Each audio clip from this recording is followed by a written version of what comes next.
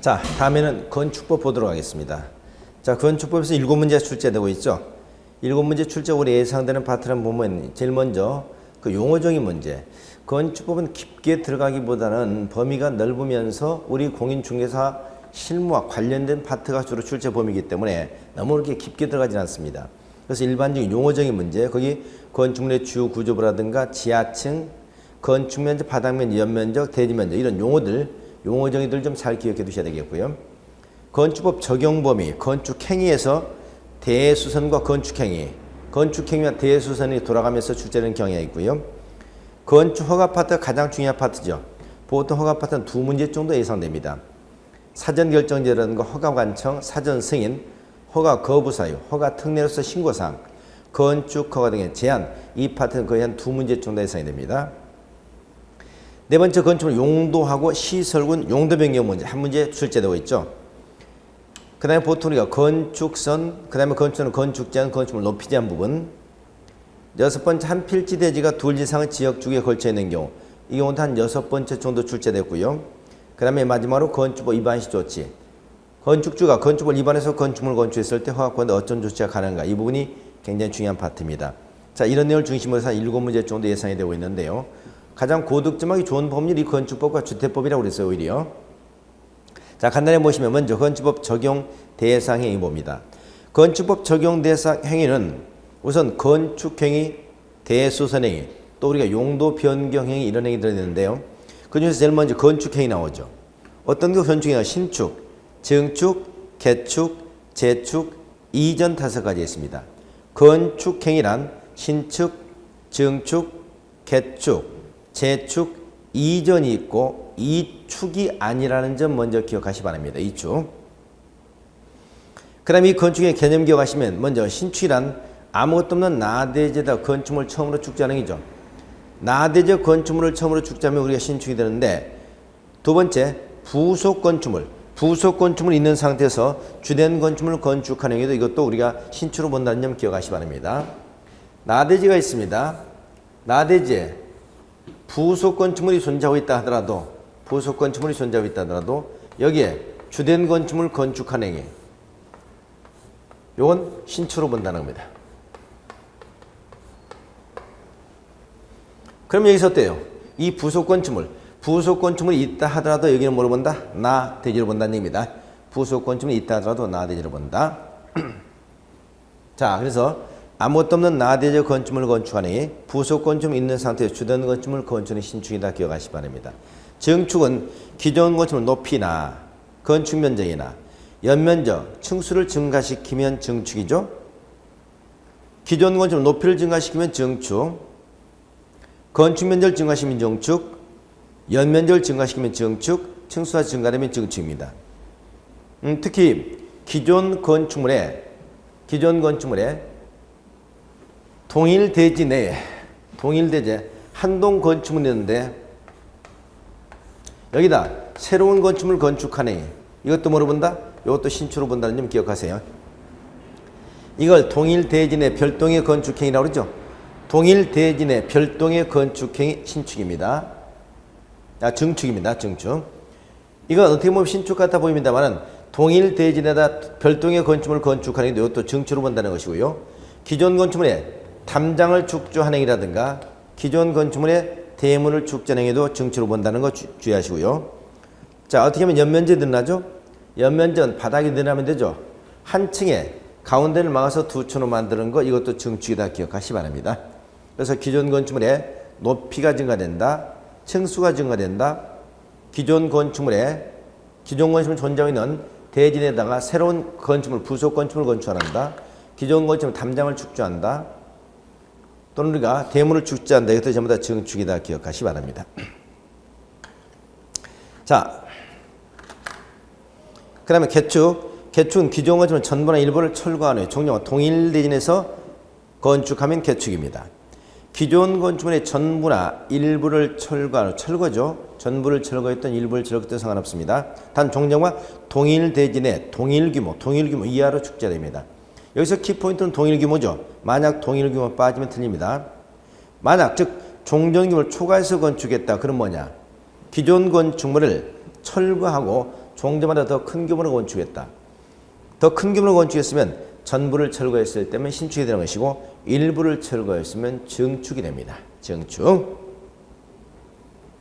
자, 이것만 좀 이해하시면 되겠습니다. 그 다음에 재축. 재축은 기존 건축물이 멸실된 후 종점과 동일 규모 내에서 축제하는 것은 재축이다. 기존 건축물의 전부 또는 일부가 멸실되고 종점과 동일 규모 내로 축제하는 것은 재축입니다. 자, 이전은 건축물의 주요 구조를 해체하지 아니하고 동일 대진의 다른 위치로 옮기는 것이죠. 기존 건축물 주요 구조를 해체하여 그러면 안 되죠. 해체하지 아니하고 동일 대진의 다른 장소로 옮기는 것, 이걸 이전이라고 합니다. 만약 기존 건축물의 주요 구조를 해체하지 아니하고 다른 대진의 다른 대지로 옮겨봤으면 이건 뭐 어디죠? 이건 우리가 신축이 되겠죠. 신축. 자, 그래서 신축, 증축, 개축, 재축, 이전 이 개념들 잘 기억하시기 바랍니다.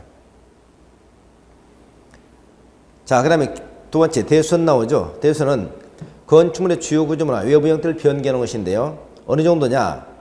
1번, 2번, 3번, 4번 묶어요. 1번, 2번, 3번, 4번 묶어서 대수선이라는 것은 여기서 대수선은 건축물의 주요 구조부를 손을 봐야 됩니다. 주요 구조부를 어떻게 손보느냐? 증설, 해체, 수선, 변경인데요. 증설, 해체, 수선, 변경. 증설과 해체는 항상 우리가 전부의 의미가 있다고 그랬죠. 수선과 변경은 부분의 의미가 있습니다. 그래서 자, 증설, 해체가 나오면 무조건 대수선이야. 단 한 개를 증설했든 단 한 개를 해체했든 단 수선과 변경 개수에 따라서 되는 것도 있고 안 되는 것도 있다는 얘기죠. 그럼 1번, 2번, 3번, 4번 묶어보면 1번 기둥, 2번 보, 3번 지붕틀, 4번 내력벽. 주요 구조 보죠? 중간에 보면 3개, 30 보이죠? 동그라미 치세요. 3개, 30. 자, 다시 한번 기둥을 증설, 해체하거나 3개 이상 수선 변경하는 거. 보를 증설, 해체하거나 3개 이상 수선 변경하는 거. 지붕틀을 증설, 해체하거나 3개 이상 수선 변경하는 거. 내력벽을 증설, 해체하거나 30cm 수선 변경하는 것이죠. 그 얘기는 기둥, 보, 지붕틀, 내력벽을 조금이라도 증설했거나 해체했으면 대수선이고요. 그 다음에 수선 변경은 적어도 3개 이상 30cm 이상일 때 대수해야 된다는 거죠. 그래서 기둥, 보, 지붕틀, 내력벽을 증설하거나 해체하거나 3개 30cm 이상 수선 변경하면 대수이다. 이렇게 하시기 바랍니다. 그 다음에 5번, 6번, 7번 묶어요. 5번, 6번, 7번. 5번은 방화벽, 방화구역을 위한 바닥이나 벽을 증설, 해체, 수선 변경. 6번 주계단, 피난계단, 특별 피난계단을 증설, 해체, 수선 변경. 다가구, 다세대택의 뒤에 경계벽을 증설, 해체, 수선 변경.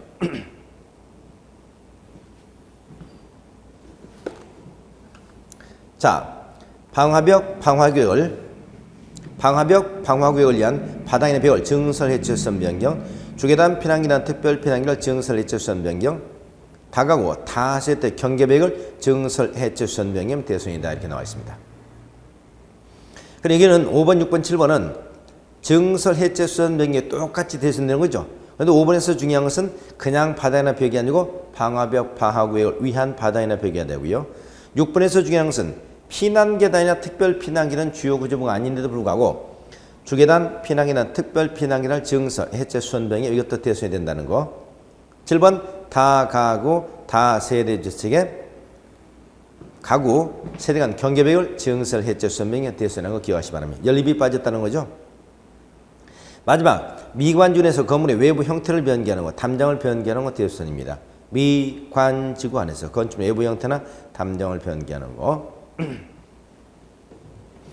여기 색채는 빠져 있죠. 미관에서 건축물 외부 형태나 담장을 변경한 대수는 색채를 변경한 대수는 아니다. 기억하세요. 자, 그 밑에 기둥을 2개 해체했습니다. 기둥을 2개 해체했으면 뭐죠? 대수선이죠. 해체했으니까. 근데 2개를 해체해서 건축 면적이 증가되었다. 건축 면적이 증가됐다면 증축이 되어버립니다. 그러니까 대수선은 증축, 개축, 재축이 아니어야 돼요. 만약에 내력 벽을 20제곱미터를 해체했다. 내력벽을 20제곱미터만큼 해체했으면 대수선입니다. 근데 이걸 해체해가지고 종전보다 건축 면적이 늘어났다. 그럼 뭐지? 이건 증축이 되는 겁니다. 증축. 자, 이런 식으로 우리가 대수선은 한 단계 더 넘어가서 바닥 면적이 늘어났다, 건축 면적이 늘어났다 이렇게 되면 증축이나 개축이 될 수 있다는 것도 기억하시기 바랍니다. 자, 밑에 증선의 해체는 모두 대수선에 해당한다고 그랬죠? 이거 좀 유의하시고요. 그래서 건축행위 대수선행위, 건축행위 대수선행위 살펴봤습니다. 자, 넘겨보시죠.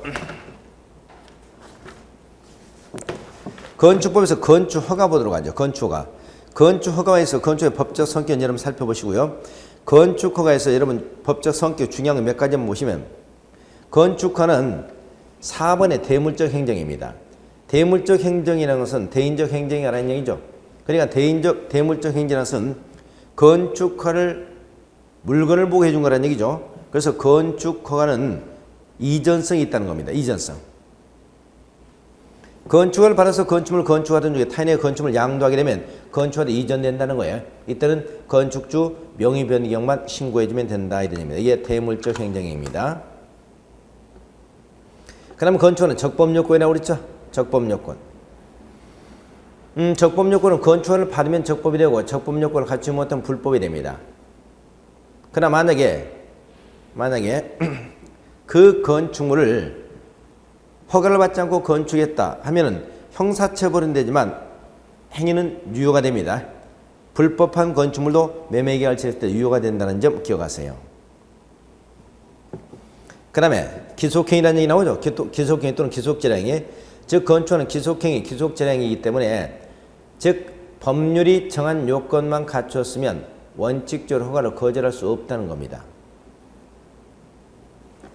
그러나 일체 허가를 거절할 수 없다는 얘기 아니에요. 다소간의 재량성이 있다는 얘기죠. 그래서 그 기속성이 완화 나오잖아요. 첫째, 위락시설, 숙박시설입니다. 위락시설, 숙박시설이 주거환경, 교육환경에 부적합하다고 판단되는 경우 하나. 두 번째, 방제지구하고 자연, 재해, 위험 개선지구간의 건축물. 방제지구나 자연, 재해, 위험 개선지구간의 건축물에서 상습 침수나 침수의 우려가 있어서 지하실 등 일부를 거실로 이용하거나 또는 주거용으로 이용하는 것이 부적합한 경우입니다. 이런 경우 허가권자 건축의 심의를 거쳐 허가를 거절할 수 있다 하는 규정이 있죠. 이게 기속성의 완화 규정입니다. 따라서 건축하는 기속 재량이기 때문에 법률이 정한 요건만 갖췄으면 원칙적으로 허가를 거절하지 못한다 그러면 좋은데 일체 허가를 거절하지 못한다 그러면 틀린다는 거 기억하세요. 자, 그래서 건축하는 첫째 1번 권리 회복행위다. 권리를 설정해 주는 게 아니다. 그러니까 건축을 받으면 건축물 건축하면서 권리를 취득하는 게 아니고 권리 회복이다. 그 다음에 대물적 행정행위다. 대물적 행정행위이기 때문에 허가는 이전된다는 거. 적법요건이다. 형사처벌은 받지만 행위는 유효라는 거. 기속행위다. 그러나 일체 허가를 거절할 수 없는 것은 아니다. 두 가지 예외사항이 있다는 점 기억하세요. 2번 허가완청 보겠습니다. 허가완청 누구죠? 건축법상 건축허가완청은 원칙적으로 특별자치장, 특별자치도지사, 시장호수구청장입니다. 즉 건축허가완청은 원칙적으로 기초자치단체장이에요. 단 기초자치단체장이 없는 세종시에서는 세종시장이, 제주도는 제주도지사는 얘기죠. 그래서 특별자치장, 특별자치도지사, 시장호수구청장이라고 얘기합니다. 이것을 앞으로는 원칙적 허가권자, 원칙적 허가권자라고 얘기합니다. 2번 예외 봅니다. 예외. 자, 대형 건축물 있죠. 층수가 21층 이상이거나 연 면적 합계가 10만 제곱미터 이상인 건축물. 층수가 21층 이상이거나 연 면적 합계가 10만 제곱미터 이상 시장인 건축물을 우리는 대형 건축물이라고 해요. 단 공장과 창고는 제외되죠. 이런 건축물은 특별시 광역시는 허가를 누가 한다? 특별시장, 광역시장이 합니다. 특별시장, 광역시장. 자, 그러면 특별시 광역시는 원래 구청의 허가권이었죠. 그러나 이건 규모가 크기 때문에 특별시 광역시장이 직접 허가를 한다는 얘기입니다. 그럼 기타 지역에서 허가를 누가 하죠? 기타 지역은 여전히 특별자치장, 특별자치도 시장, 군수가 하겠죠. 특별자치장, 특별시장, 군수. 다만 시장으로서는 도지사의 사전에 승인받아야 된다는 점 기억하시기 바랍니다. 그러니까 층수가 만약에 층수가 50층 건물이다. 그럼 대형 건축물입니다. 왜? 21층 이상이기 때문에. 또 연면적이 만약에 15만 제곱미터다. 15만 제곱미터. 그러면 대형 건축물입니다. 왜? 8만 제곱미터, 10만 제곱미터 이상이기 때문에. 둘 중에 하나이면 돼요. 그럼 이게 대형 건축물인데 이 대형 건축물을 특별시 광역시라면 원래 구청장이 허가를 했잖아요. 근데 규모가 크기 때문에 특별시 광역시에 직접 허가한다는 얘기고, 도에서는 원래 허가권자 누구였습니까? 시장우수였죠. 여전히 도에서는 시장우수 허가한다는 얘기입니다. 다만 시장우수는 도지사에게 사전에 승인받아서 가야 된다는 얘기죠. 근데 세종시나 제주는 바뀔 거 없죠. 세종시에서는 세종시장, 제주도는 제주도지사, 이들 허가권자다 하는 점 기억하시면 되겠습니다. 자, 그러나 국토교통부 장관이라든가 도지사는 절대 허가권자 아닙니다. 특별자치도지사를 제외하고요. 그래서 원칙적 허가권자는 특별자치시장, 특별자치도지사, 대도시, 시장우수구청장. 예외적 허가권자는 대형 건축물 이렇게 얘기하세요. 자, 그럼 3번에 도지사의 사전 승인사항 나옵니다. 도지사 사전 승인사항.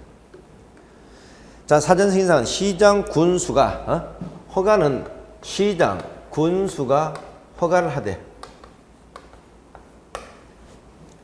도지사에게 사전에 승인받으는 게 말합니다.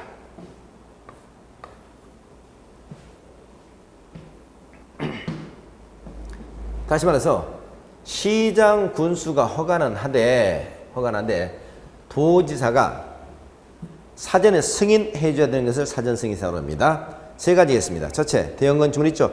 층수가 21층, 연면적이 10만 이상 건축물, 공장과 창고는 대형 건축물 보지 않습니다.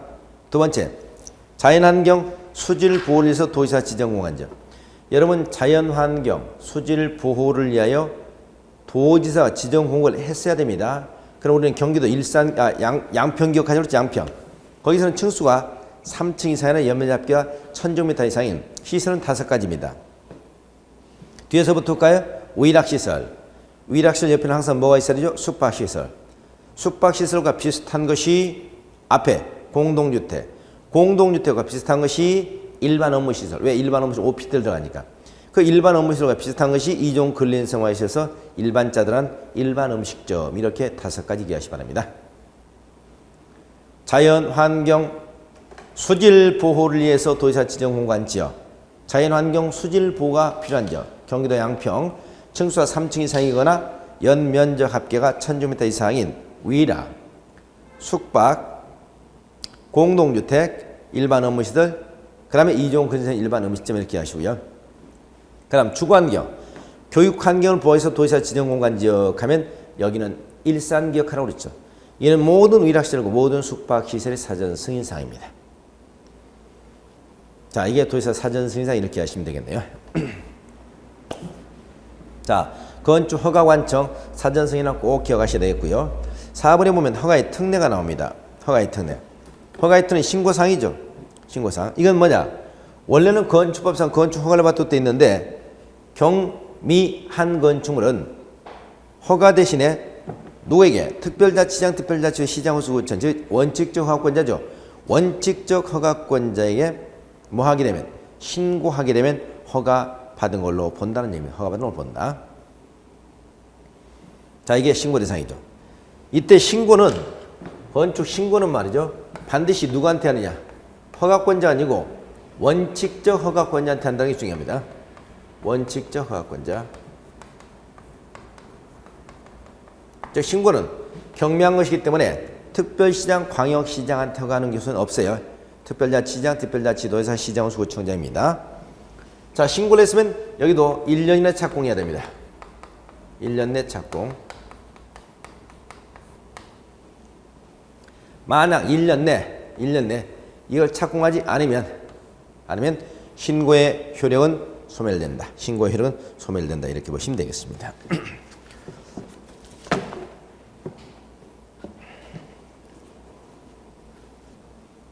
자,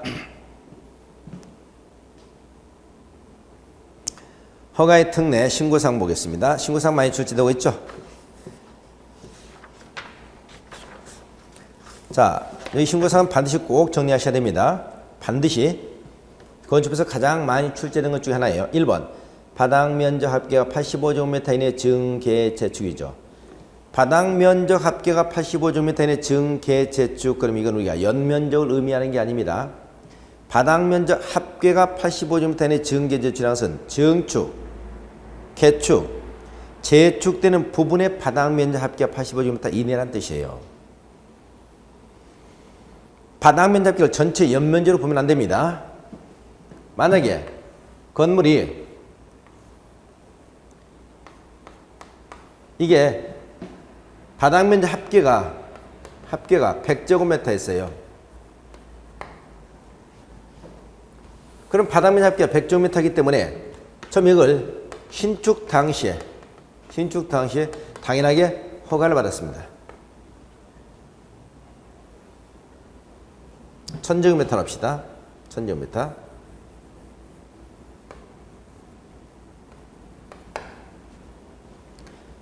허가를 받았는데 여기를 증축하겠다는 겁니다. 얼마를? 여기를 50제곱미터.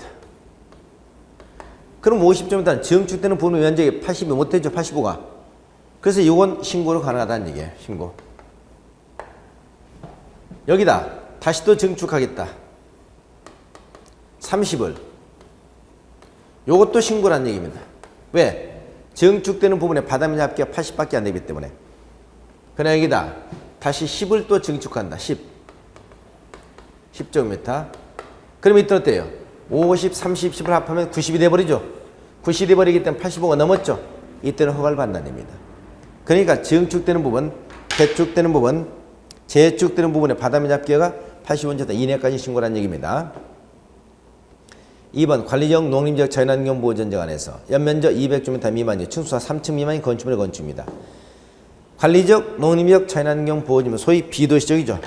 자, 도시적이 아닌 비도시지역이면서 층수가 3층 미만이고 연면적이 200제곱미터 미만입니다.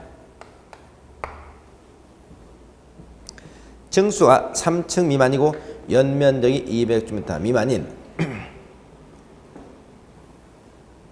건축물이에요. 건축입니다. 그러면 비도시니까 도시적이 아니라는 얘기죠. 3층 미만이고 연면적 200제곱미터 미만의 건축은 무조건 신고로 가능하겠다는 얘기입니다. 여러분, 도시적이면 중요한 적이에요. 근데 비도시적이죠. 또 3층 이상이면 중요합니다. 연면적 200 이상이면 중요해요. 그런데 도시적도 아니고 3층 미만, 연면적 200제곱미터 미만이기 때문에 이건 신고로서 가능하다는 얘기입니다. 단, 여기서 중요한 점이 있죠. 거기가 비도시인데 지구단위계획이라든가 방제지구 등 재취약지역은 아니어야 됩니다. 만약 비도시적이면서 3층 미만이고 연면적 200제곱미터 미만이 건물의 건축이라 하더라도 거기가 지구단위계획이라든가 방제지구는 대단히 중요한 지역이다 하는 거죠. 신고 안 됩니다. 허가로 해야 돼요. 3번 대수선입니다. 얼마? 3층 미만, 연면 200 미만의 대수선. 3층 미만이고 연면 200제곱미터 미만의 대수선 신고사항입니다. 네 번째, 대수선 중 수선에 해당하는 대수선. 여러분 수선이 있어요. 그 수선에 해당하는 대수선의 신고사항입니다. 다섯 번째, 연면적 합계 100제곱미터 이하인 건축물. 대한민국에서 연면적 합계 100제곱미터의 모든 건축물의 건축 신고로 관합니다.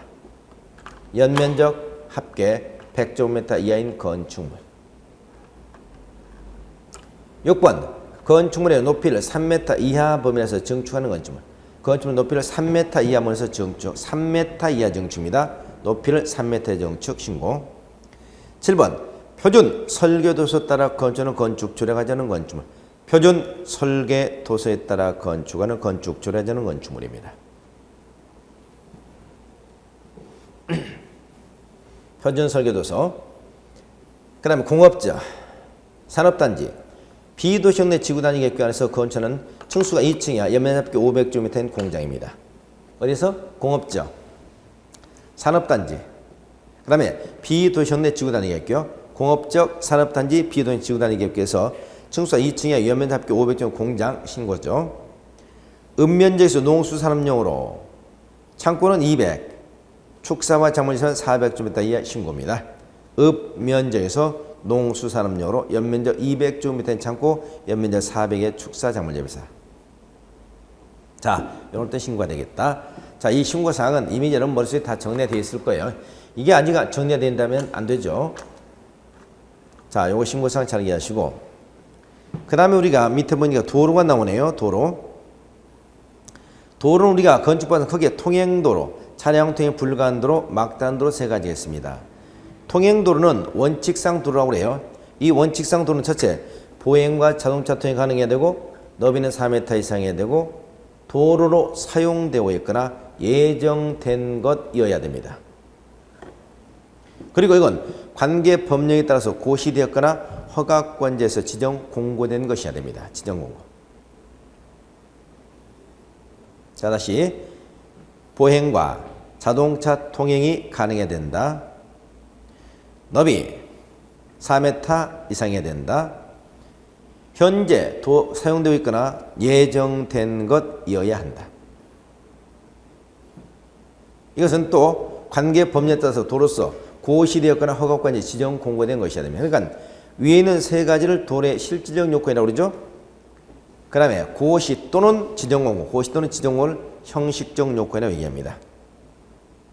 그래서 도로가 되려면 실질적 요건 세 가지에다가 형식적 요건 둘 중에 하나를 갖췄을 때 도로라고 한다. 그러니까 우리가 만약에 말이죠. 우리 국토계획법상 도로는 건축법상 도로에 해당한다. 이렇게 말할 수 있느냐? 아니다 이 말이에요.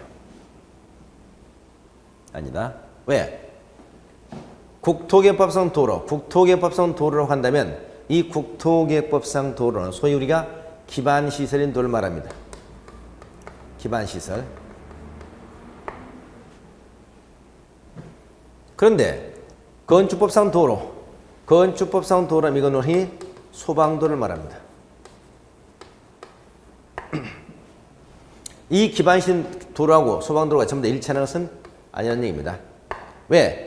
기반시설 도로는 우리가 소위 자동차 전용도로 되어 있습니다. 자동차 전용도로. 자동차 전용도로는 보행과 자동차 통행이 가능하다. 자, 보행이 안 되죠? 보행이 안 돼요. 또 기반시설 도로로서 자전거 전용도로, 보행자 전용도로가 있어요. 자전거 전용도로는 도로폭이 1.1m 이상, 보행자 전용 1.5m 이상이면 되거든요. 이건 4m 못 되죠. 그래서 이건 건축법 도로가 될 수 없다는 얘기입니다. 그러니까 우리는 국토계획법상 모든 도로가 건축법 도로에 해당하는 것은 아니다. 그래서 도로가 되려면 국토계획법, 도로법, 기타 관계 법령에 따라서 도로 고시가 됐다고 하더라도 건축법에서 요구하고 있는 보행과 자동차 통행이 가능해야 되고 너비 4m 이상해야 되고 현재 도로 사용된 예정된 것 이런 요건을 갖췄을 때만 도로가 된다는 거 꼭 기억하세요. 2번 차량 통행이 불가능한 도로 나오죠. 차량 통행이 불가능한 것은 다른 말로 경사급한 도로를 말합니다. 경사급한 도로는 경사가 대단히 급하기 때문에 사람의 통행은 가능하지만 자동차 통행이 불가능하다는 거죠. 그래서 지형적 조건, 차량 통행은 도로 설치가 곤란하다. 그러나 특별자, 지정 특별자 도로에서 시장으로서 위치를 지정 공고한 것이고 너비가 3m 이상 도로 봅니다. 그러니까 여기서 이건 예외적인 도로인데 도로는 반드시 4m 이상일 필요는 없다는 얘기죠. 차량 통행 불가능한 도로는 3m 이상도 있다는 얘기입니다. 그 다음에 막다른 도로 있고요. 자, 이런 도로에 속하면 건축법 도로에 해당한다. 그래서 건축법상 원칙적 도로는 통행도로, 그 다음에 차량 통행이 불가능한 도로, 막다른 도로 이렇게 이해하시면 되겠습니다. 2번 대지와 도로와의 관계 보겠습니다. 대지와 도로와의 관계. 대지와 도로와의 관계. 자, 건축물의 대지는 2m 이상을 도로에 접해야 된다. 건축물의 대지는 2m 이상을 도로에 접해야 됩니다.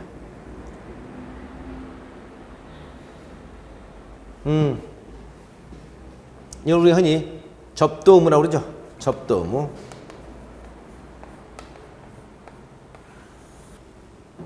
자, 건축물의 대지는 도로에 2m 이상을 접해야 된다는 얘기입니다.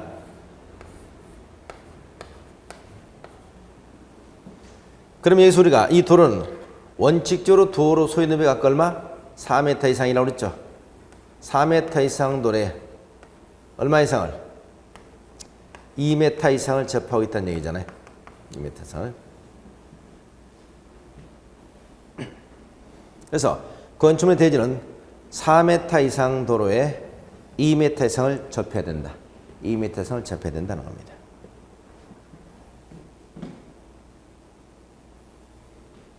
그 다음 그러나 꼭 그래야 되는 건 아닙니다. 예외가 있죠. 거기 보니까 첫째, 지형적 조건으로 차량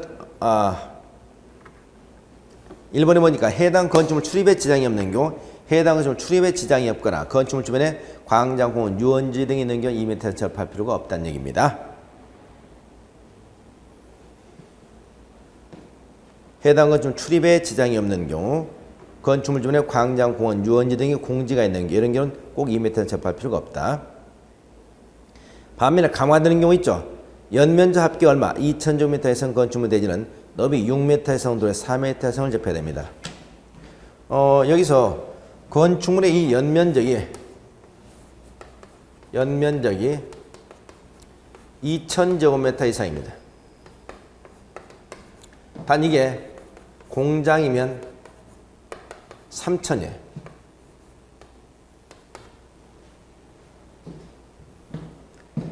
그러면 이때는 여기가 도로는 6m 이상 도로에 대고 6m 이상 도로 얼마 이상을? 4m 이상을 접해야 된다는 얘기입니다.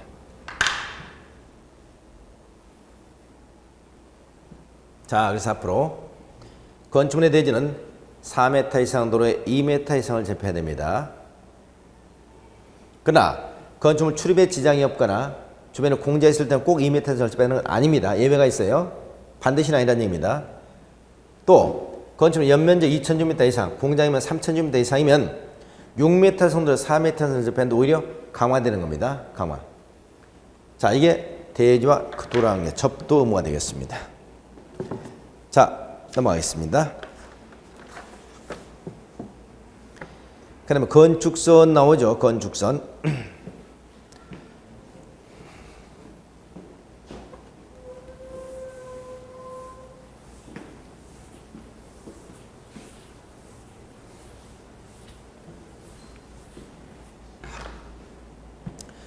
건축선은 결국 도로 경계선을 말한다고 해서 원칙적으로 대지와 도로 경계선, 즉 건축선이 어디냐라고 하면 원칙은 도로와 대지 경계선, 도로 경계선, 이걸 건축선을 얘기합니다. 이걸 건축선이라고 그래요. 근데 2번 소요놈에 미달한 도로의 건축선 있죠? 소요놈에 미달한 도로에서 건축선. 무슨 말이냐? 이 도로 소유 너비가 4m 못 된다는 거죠. 4m 못 될 때는 건축이 어디냐는 겁니다. 자, 첫째, 도로 중심선부터 소유 너비 2분의 1을 가까우 후퇴한 선이죠. 양쪽에 대지가 있는 경우입니다. 양쪽에 대지가 있는 경우. 자, 이 도로 넓이가 지금 현재 2m밖에 안 된다. 소유 너비 미달하고 있죠? 그러면 도로 중심선으로부터 도로 소요 너비의 2분의 1, 2m를 각각 이쪽으로 2m, 이쪽으로 2m 각각 후퇴한 선이죠. 2m, 2m. 그럼 요거 건축선, 요거 건축 들어갑니다.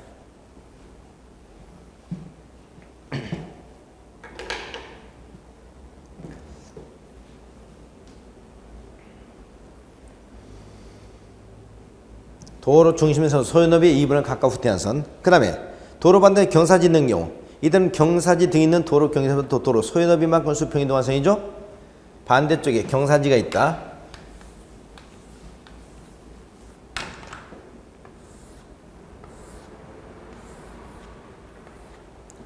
자, 도로 넓이가 2m 밖에 안 되고요.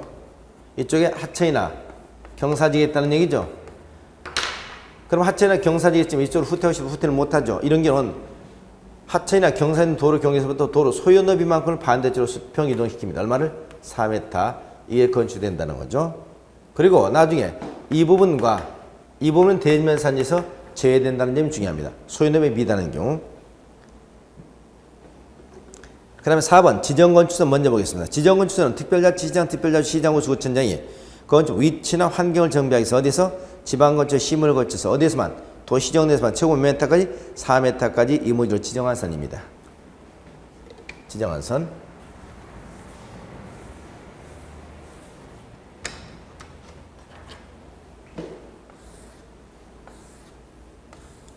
자, 이거라고 그랬죠. 이 도로 넓이가 지금 현재 10m예요. 10m. 그럼 도로가 4m 넘었죠. 그럼 건축은 도로 경계선이어야 되는데 이무지로 지정한다 이 말이죠. 어디서만? 도시지역에서만. 뭘 위해서? 정비하기 위해서. 정비. 뭐를? 건축물의 위치나 환경을. 최고 몇 m까지? 4m까지. 이걸 지정건축선이라고 그래요.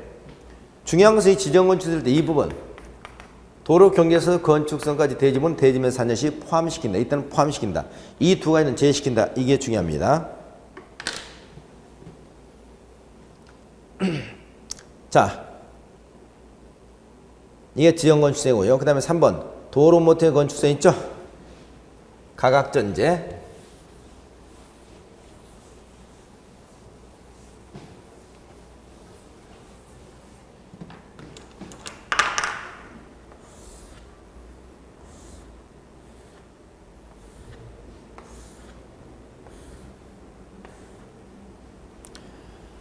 자, 두 개의 도로가 교차하는 이 도로 모텔 도로가 대지가 있습니다.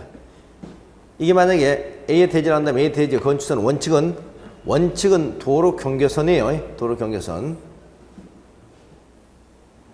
그러니까 도로 모퉁이의 대지에서 건축 어디냐면 원칙은 도로 경계선이라고요.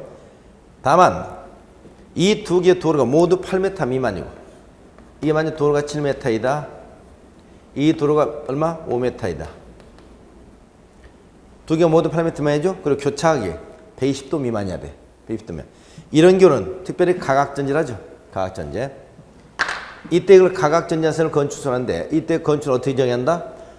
두 개의 도로가 모두 8m 미만이고 교차하기 120도 미만일 때는 도로 교차점으로부터 도로 경계선을 따라 일정 거리를 가까워 후퇴한 두 점을 연결하는 선 이렇게 얘기합니다. 도로 교차점으로부터 도로 경계선을 따라 일정 거리를 가까워 후퇴한 두 점을 연결한 선. 이때 후퇴한 거리는 최소 얼마? 최소 2m에서 최대 4m까지를 후퇴하는 겁니다. 2m, 4m. 이때 도로가 넓을수록 후퇴하는 거리는 길어요. 4m 가깝다고요? 그러니까 도로 넓이와 후퇴한 거리는 정비례입니다. 반면에 교차각의 크기가 클수록 후퇴하는 건 짧습니다. 반비례합니다. 도로 넓이와 후퇴한 거는 정비례, 교차 각의 크기와 후퇴한 거는 반비례한다. 이때 대지면적 산정 시 이 부분 도로 경계선에서 건축선까지 부분을 역시 대지면산지 제외시켜 줍니다. 이때 제외되는 면적은 얼마다? 최소 2제곱미터 최대 8제곱미터까지가 제외가 됩니다. 제외되는 면적. 자, 이것만 기억하시면 되겠네요. 그래서 거기 교차된 두 개 도로가 모두 8m 미만이고 교차이 120도 미만인 경우입니다. 1번 도로 교차점으로부터 도로 경계선을 따라 일정을 가까워 후퇴한 두 점을 연결한 선이라고 그랬죠. 이때 후퇴한 거는 최고 4m, 최하 2m고요. 대지면 산여시 제외되는 면적은 최고 8제곱미터, 최하 2제곱미터입니다. 도로가 넓을수록 후퇴하는 길다 정비례, 교차이 클수록 후퇴하는 짧다 반비례입니다. 자, 이것만 유의하시면 되겠네. 자, 여기까지가 건축선 되겠습니다. 건축선. 그래서 건축선은 원칙적으로 도로 경계선한다. 단 소요놈에 미달하는 경우는 건축이 달라진다는 점.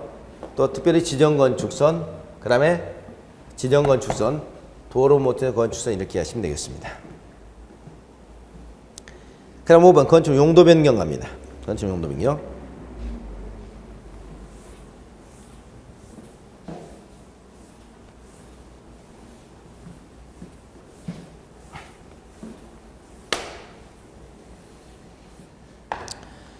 건축물의 용도 변경 하면 여러분 일단 자동차 관련 시설군, 산업 등 시설군, 전기통 시설군, 문화집회시설군, 영업시설군, 교육 및 복지시설군, 근린생활시설군, 주거 업무시설군, 급학시설군. 이걸 기억하셔야 되죠. 우리는 시설군인데 위로 올라갈수록 상위 시설군이라고 그랬죠. 밑으로 내려올수록 하위 시설군입니다. 그럼 용도 변경에 위로 올라가는 용도 변경일 때는 허가상, 밑에 내려올 때는 신고상이라고 그랬죠. 다만 같은 시설군일 때, 같은 시설군일 때는 허가나 신고를 요하지 않는데 이때 건축물 대장 기상 변경 신청을 해야 되느냐 해야 되지 않느냐 이게 또 중요합니다. 이때 건축물 대장 기상 변경 신청 하지 않아도 되는 경우 두 가지에 따랐죠. 변경 신청 하지 않아도 되는 경우. 첫 같은 경우 동일한 호 간의 변경에 동일한 호간의 변경. 두 번째는 근생 상호간의 변경입니다.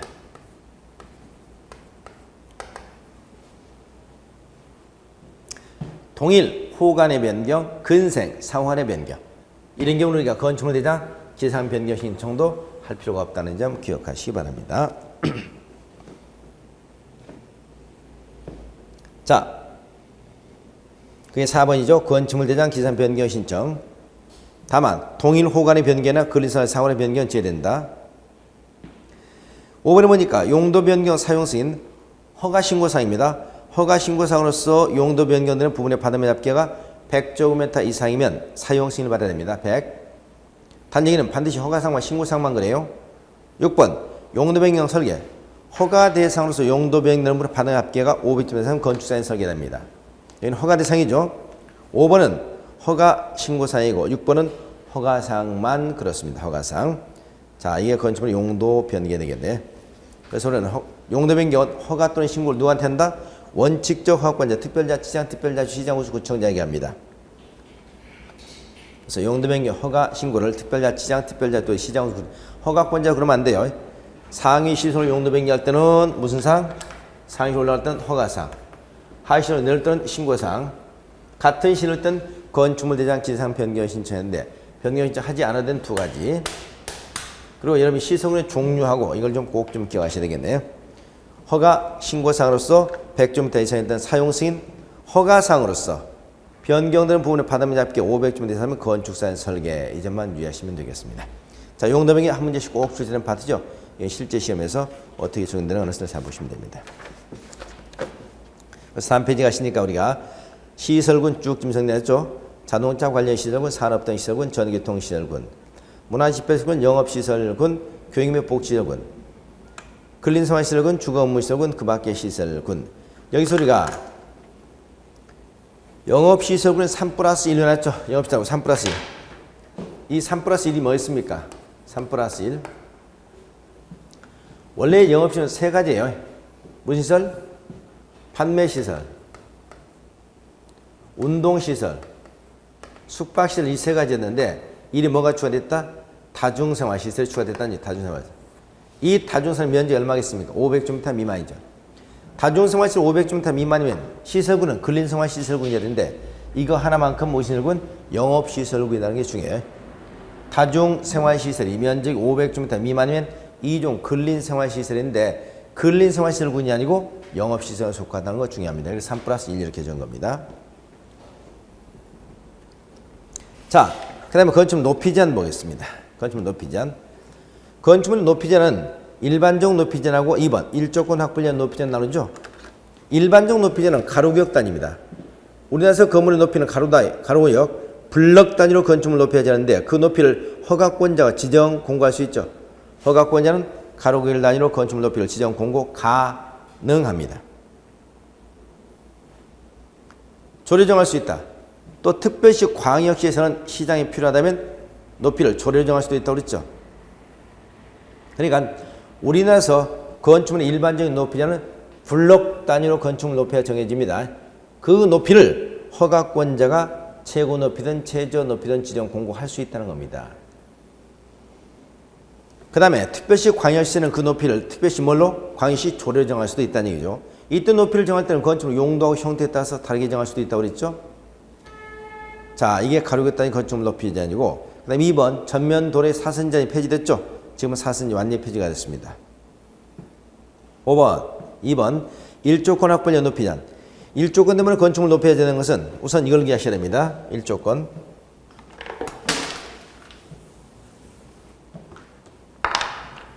일조권 때문에 높이가 제한된다. 그러면은 자체 용도적은 전용 주거적과 일반 주거적입니다. 전용 주거적과 일반 주거적 모든 건축물의 일조권 적용을 받아요. 모든 건축물.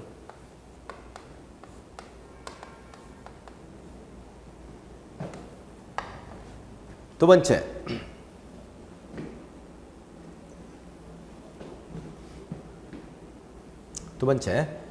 공동주택입니다.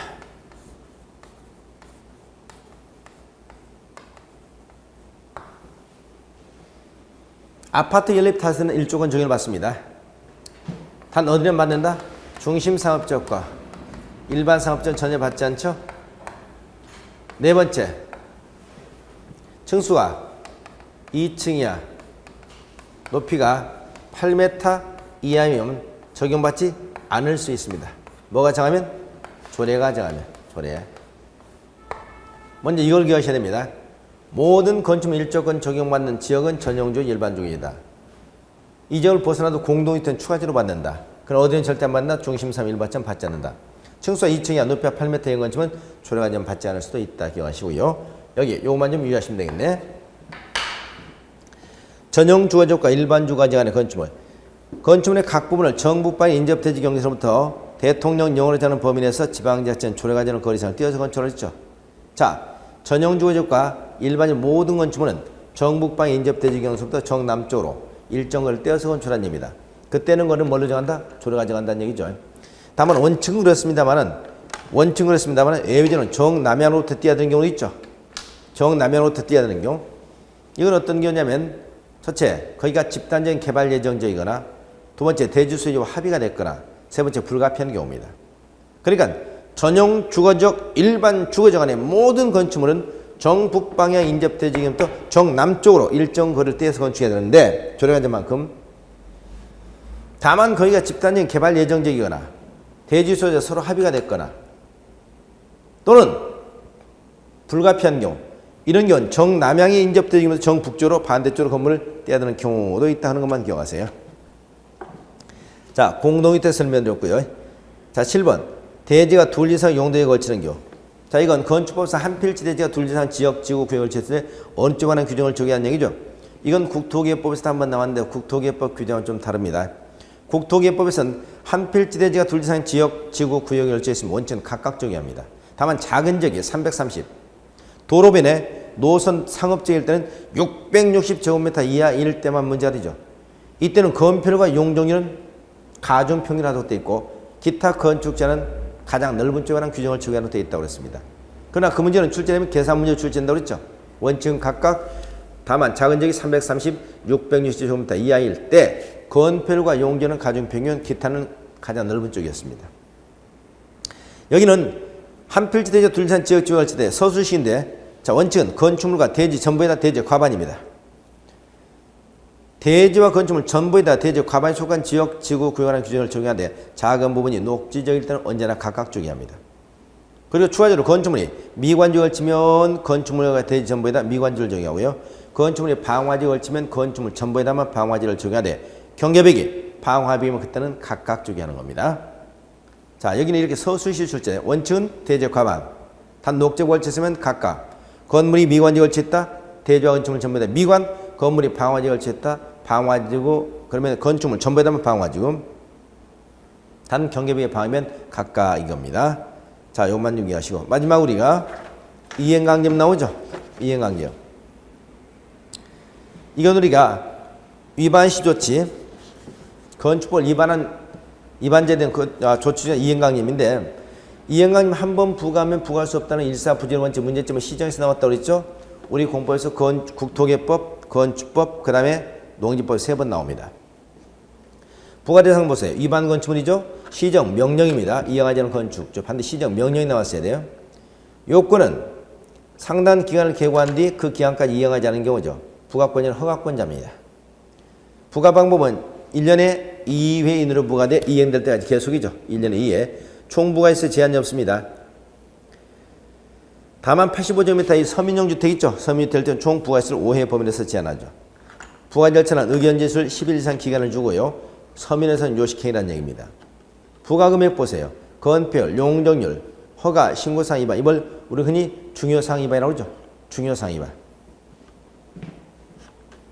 이때는 건축물 1제곱미터당 시가 표준 얼마? 50%에 위반 면적을 곱한 금액 이하 범위에서 위반 내용에 따라 대통령 영의자는 다음 금액을 곱한 금액입니다.